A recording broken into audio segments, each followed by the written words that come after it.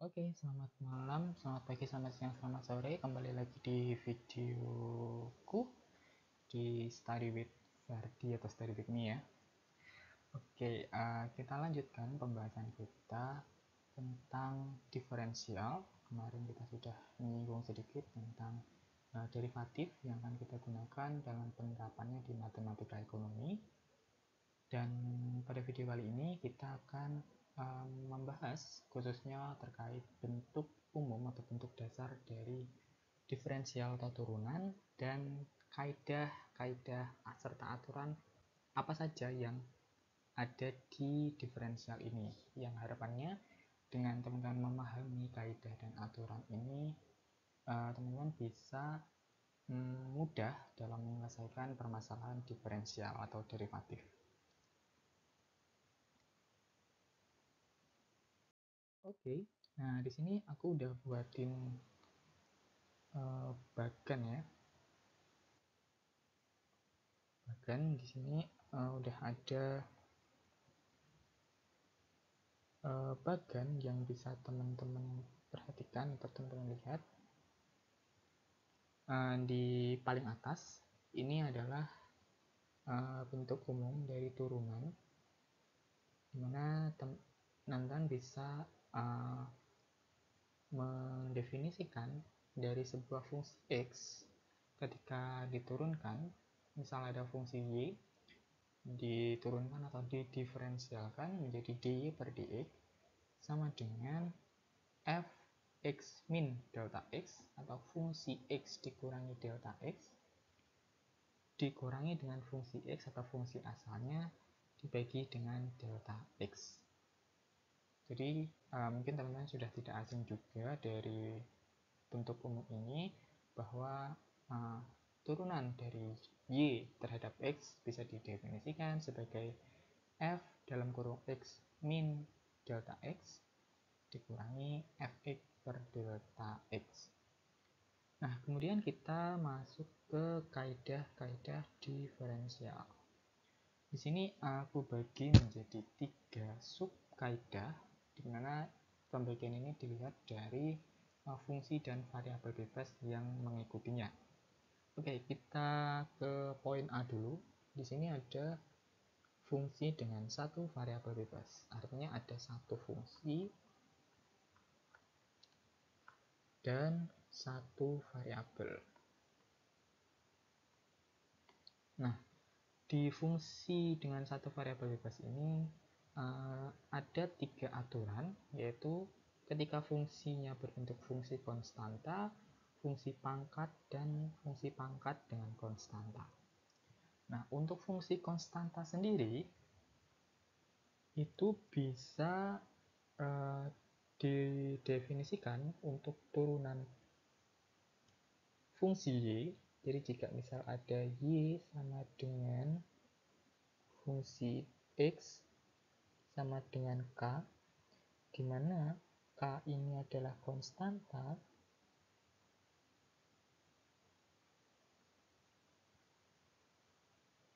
maka dy per dx sama dengan fungsi dari x sama dengan 0. Jadi ketika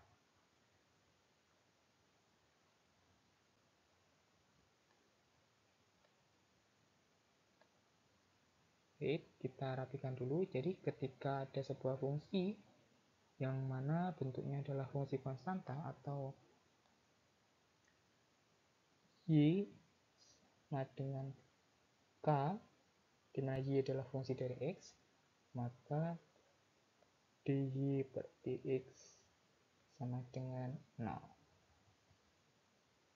Contohnya, ketika ada y sama dengan fungsi x sama dengan 15, maka dy per dx sama dengan 0.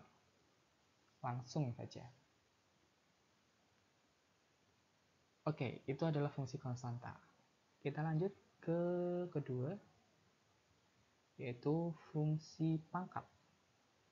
Nah, untuk fungsi pangkat ini bentuk umumnya adalah dy per dx sama dengan n kali x pangkat n-1. Contohnya, jika ada sebuah fungsi y sama dengan x pangkat 3, maka dy per dx sama dengan n, ini adalah pangkatnya, maka kita turunkan ke depan menjadi 3 dikali x pangkat n-1, maka 3 dikurangi 1 adalah 2. Jadi turunan dari fungsi y sama dengan x pangkat 3 adalah 3x kuadrat. Kemudian yang ketiga, di sini ada fungsi pangkat dengan konstanta. Artinya ada konstanta pengali dari sebuah fungsi itu. Nah, bentuk turunannya adalah dy per dx sama dengan k dikali n x pangkat n-1. Contoh, 6x pangkat 3. Jika y ya, ini y sama dengan 6x pangkat 3, maka turunan y terhadap x adalah, nah, kalau di sini ada konstantanya, maka sama. Kita tulis dulu konstantanya berapa? 6 dikali n. N-nya adalah 3. X pangkat n-1, maka 3 dikurangi 1 adalah 2. Sehingga 18x kuadrat. Jadi, kalau fungsi pangkat dengan konstanta, itu bisa kita rumuskan dengan dy per dx sama dengan k dikali nx pangkat n-1. Sebagai contoh, y sama dengan 6x pangkat 3. Turunan dari y adalah 6 dikali 3 pangkat x pangkat 2. 6 dikali 3x pangkat 2. Sehingga jawabannya adalah 18x kuadrat. Oke, itu untuk fungsi dengan satu variabel bebas. Nah, sekarang ada lagi nih fungsi dengan 2 atau lebih dari fungsi dengan variabel yang sama. Jadi di sini ada 2 atau lebih fungsi, tapi variabelnya sama. Artinya satu variabel x saja. Nah, ada 3 juga, dimana di sini kita bisa mengetahui kaidah atau aturannya untuk penjumlahan dan atau pengurangan, untuk perkalian dan pembagian.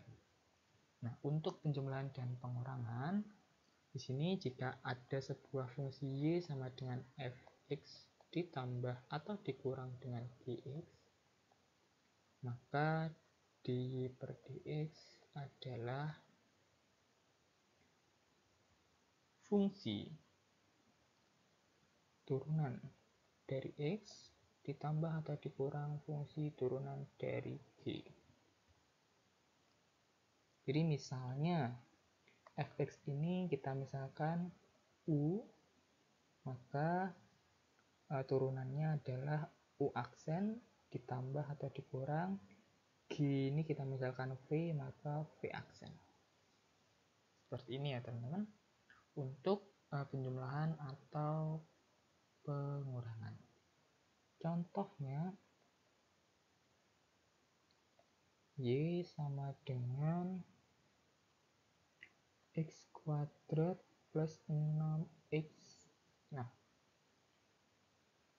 maka kita bisa mengidentifikasi bahwa x kuadrat ini adalah fx dan 6x ini adalah gx.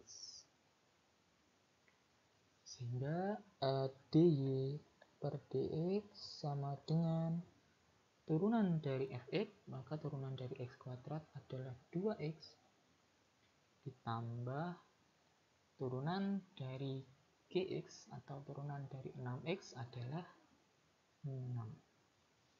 Sehingga jawabannya adalah 2x plus 6. Ini berlaku juga untuk pengurangan. Maka kalau pengurangan tinggal diganti tandanya saja. Itu untuk penjumlahan dan pengurangan. Kemudian yang kedua adalah untuk perkalian. Jadi secara konsep sama, jika ada Y sama dengan Fx dikali Gx, dimana Fx adalah U dikali V adalah Gx, maka dy per dx adalah U dikali V aksen ditambah V dikali U aksen dibagi dengan V kuadrat. Sekali lagi. Sorry. Bukan dibagi ya. Tapi cukup ini aja. Maaf, kebalik karena saya mikirnya pembagian. Karena ini perkalian ya. Jadi, sekali lagi saya ralat untuk perkalian fungsi. Jika ada fungsi fx dikali gx atau u dikali v, maka dy per dx-nya adalah u dikali v aksen ditambah v dikali u aksen.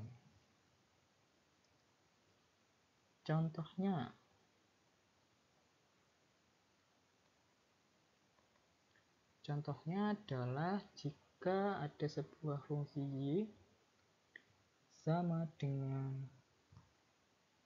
x kuadrat plus 4 dikali x plus 3, maka dy per dx dengan u.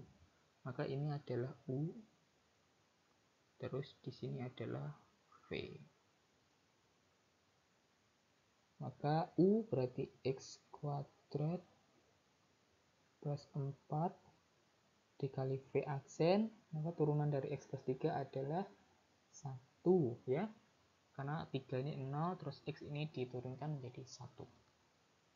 Ditambah dengan v, maka x plus 3 dikali dengan u aksen. X kuadrat plus 4 turunannya adalah 2x. Sehingga dy per dx didapatkan hasil yaitu 3x kuadrat ditambah 6x ditambah 4. Silakan teman-teman cross check lagi untuk perhitungannya. Kemudian untuk pembagian fungsi hampir sama dengan perkalian, hanya saja ketika ada y sama dengan fx dibagi gx atau u dibagi v, maka dy per dx sama dengan u aksen dikali v dikurangi u dikali v aksen dibagi v kuadrat. Nah, ini baru dibagi. Jadi turunan dari u dikali v dikurangi u dikali v aksen dibagi v kuadrat. Gitu ya untuk pembagian fungsi. Terus yang terakhir ada fungsi dengan dua variabel bebas. Nah, untuk dua variabel bebas ini maka ada dua variabel, tidak hanya u aja, tapi ada variabel lainnya. Ada fungsi berantai dan fungsi dipangkatkan. Untuk fungsi berantai, jika y sama dengan fungsi dari u dan u adalah fungsi dari x, maka dy per dx sama dengan dy turunan dari fungsi y dibagi du dikali du dibagi dx, atau turunan fungsi dari u dikali turunan fungsi dari x.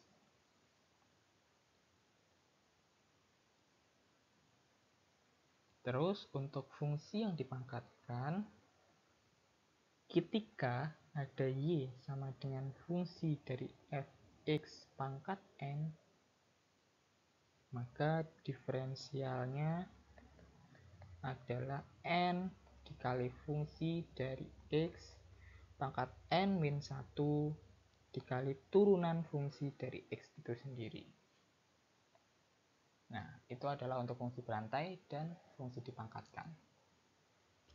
Oke, kira-kira itu tadi beberapa kaidah diferensial dan bentuk diferensial. Semoga teman-teman bisa memahami video kali ini dan sampai jumpa di video berikutnya.